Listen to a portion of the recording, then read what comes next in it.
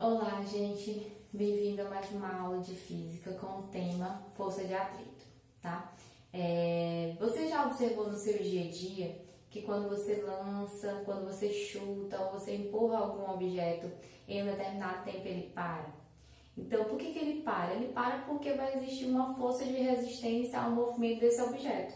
E essa força de resistência a esse movimento é a força de atrito, tá? Então, ela sempre vai estar presente quando as superfícies ali estiverem em contato e essas superfícies aí, a superfície, ela apresentar uma rugosidade, tá? Não for uma superfície bem polida. Então, se tem ali uma rugosidade entre as duas superfícies, ela vai estar presente a força de atrito.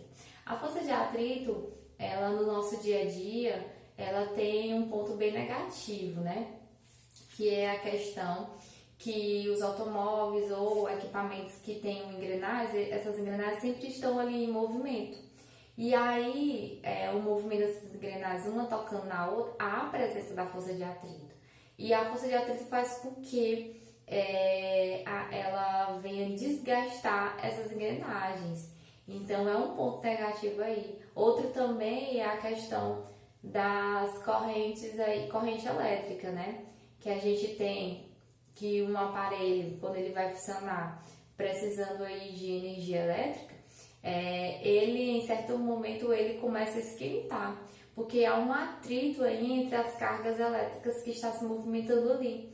E aí há uma perca de energia, que é a energia térmica. Então é uma perca também, e tudo devido à força de atrito. Mas a força de atrito também tem seus pontos positivos no nosso dia a dia.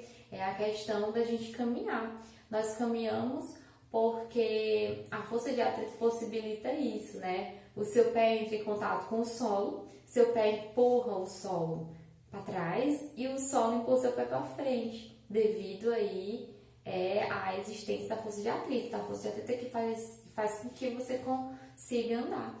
É também a questão do movimento dos carros, do bicicleta, moto, também é possível devido à presença da força de atrito. Ali só acontece esse movimento se ela estiver presente. E se a superfície em que está ali a roda for uma superfície com rugosidades, porque se for uma superfície polida, uma superfície lisa, o pneu vai ficar girando no mesmo lugar e não vai ter a presença da força de atrito e aí não vai acontecer o movimento, tá? Também a questão do nosso andar, né? Se a gente pisa numa cerâmica bem lisinha, bem polida, sem nenhuma rugosidade, não vai haver a presença da força de atrito e com isso não acontece o movimento e você acaba caindo, né? Então, esses são os pontos positivos e negativos da força de atrito no nosso cotidiano. Então, a definição seria o quê? Que a força de atrito é uma força de contato em que ela faz aí uma resistência ao movimento. Existem dois tipos de força de atrito. Tem o atrito estático e o atrito dinâmico. A força de atrito estático é quando a força ela atua quando o objeto está em repouso, tá? Então, é aquela força que você está aplicando ali em um determinado objeto, você está aplicando a força, mas ele ainda está em repouso, ele ainda está parado.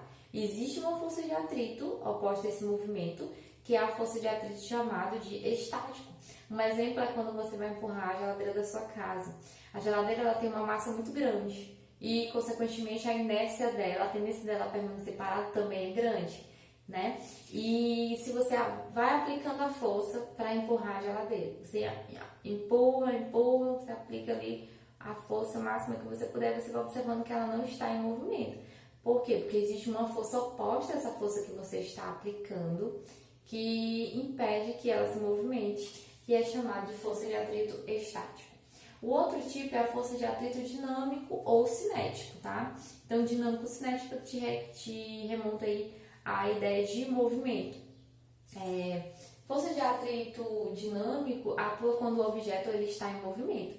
Então, o objeto começou a se movimentar, a geladeira começou a se movimentar. Existe uma força de atrito lá e é chamada de força de atrito dinâmico, beleza? Mesmo ela em movimento, existe força de atrito, que é chamado de dinâmico. Coloquei aqui um exemplo para a gente colocar alguns pontos, algumas observações sobre a força de atrito. Coloquei aqui um bloco sendo puxado por um garotinho aqui, uma pessoa, e ele está puxando, ó. Se ele está puxando, ele está aplicando uma força, que eu chamei de F. E aqui, esse bloco aqui está sobre uma superfície não polida, uma superfície rugosa, consequentemente a gente tem força de atrito, ó. Força de atrito oposta.